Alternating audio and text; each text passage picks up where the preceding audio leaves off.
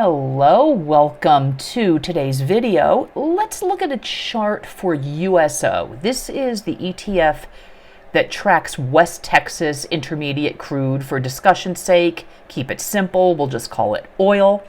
So this is the daily chart of USO showing you the past year. Now, we well know that it's down in the past couple of months, but here's something you may not know. Looking at this on a monthly chart, now look at this. This ETF was launched in 2006. There's so much news right now about the price of oil, but this ETF hit its peak in 2008 and never recovered. So this current recession obviously is different from 2008, where people were not shut in their houses. There was a gradual kind of decline of industry and production. There was never a global shutdown all in one fell swoop, obviously. So what you probably want to know is this the right time to buy oil? Prices are way down, right? And you might be thinking, well, when the economy gets restarted again, demand will rebound, right?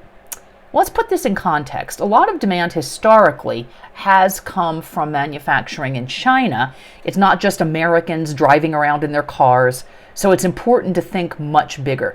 And it remains to be seen how demand from China ramps up again. And there's a lot of speculation about how that might increase, but let's just look at the chart. And I'm sure people bought in here and were thinking, well, it's bound to rise soon, right? When they bought at this point. Now, I'm sure people bought in here, and here, and in here, thinking, well, it's bound to rise soon, right? But it didn't. Now, could it go lower? Yes. Yes, it could. And right now, with oversupply and even lack of places to store the oversupply, it's possible it could decline more. So actually here, I want to thank a new friend and trading mentor, Mr. Jason Brown. There's a little shout out to him. He has a great program called Power Trade University. Jason helped me think this through over the weekend. And if you're looking at oil as a long-term investment, I discourage you from doing that. And I got to talk this through for a few minutes with Jason in a Q&A session he did for his clients on Saturday. Now, if you're looking at the long term, I would never pick individual sectors. I always will believe that greater diversification is crucial. That's what I had my clients in as a financial planner, financial advisor. That has not changed. Here's an overlay of all the different S&P sectors. So you can easily see how with diversification, you're not making sector bets. You're going to own all of these. And you're going to capture the upside from whichever one of these sectors is outperforming at any given time. This is a snapshot of right now, okay? Yes, you also capture the laggards, of course, but when they do trend higher, and even the laggards do eventually enter uptrends, that's kind of the whole premise of value investing. It's just impossible to say when and by how much, but when they do, you capture those gains as well. Okay, so let's come back to the question about oil and a trade.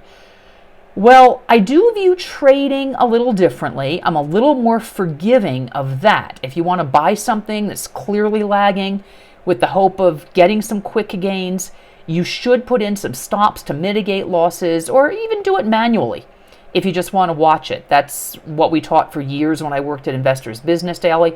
In other words, don't let your trade sink indefinitely and just become a money pit. And give yourself some upside parameters too, maybe a 5% gain from your buy point, 7%, maybe 10%, but don't do something silly like say, I want to double my money on this trade.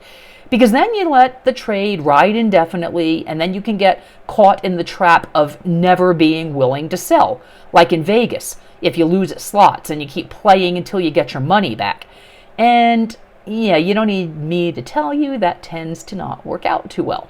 Okay, thank you for watching. I appreciate you.